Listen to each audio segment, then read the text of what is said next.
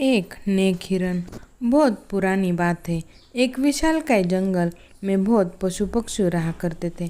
उनके बीच एक रंगीला नाम का बड़ा ही नेक हिरन भी रहता था।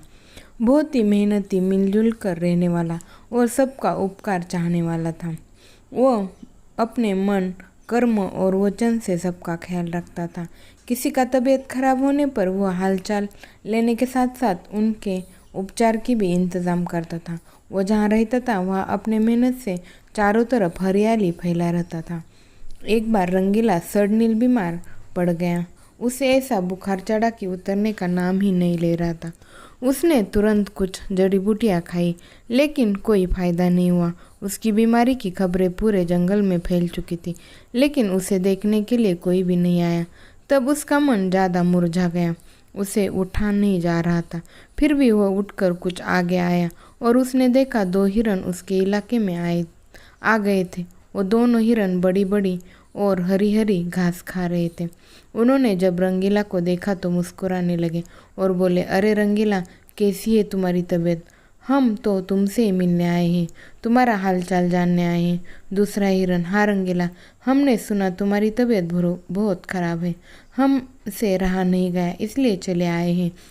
अब बताओ कैसी तबीयत है?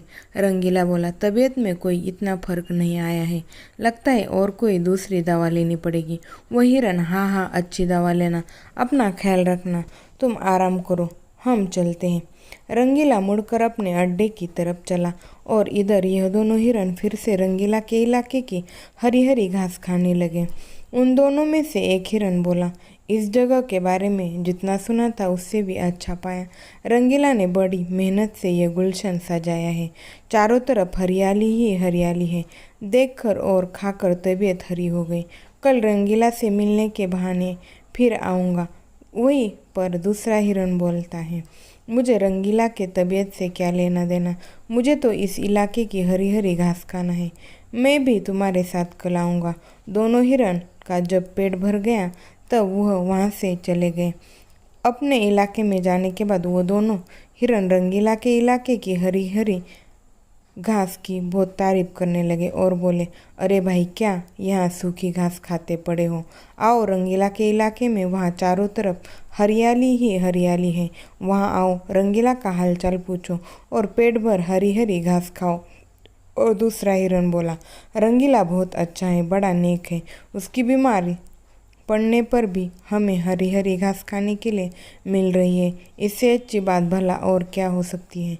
बहुत सारी हीरोइन की टोली अब बन गई।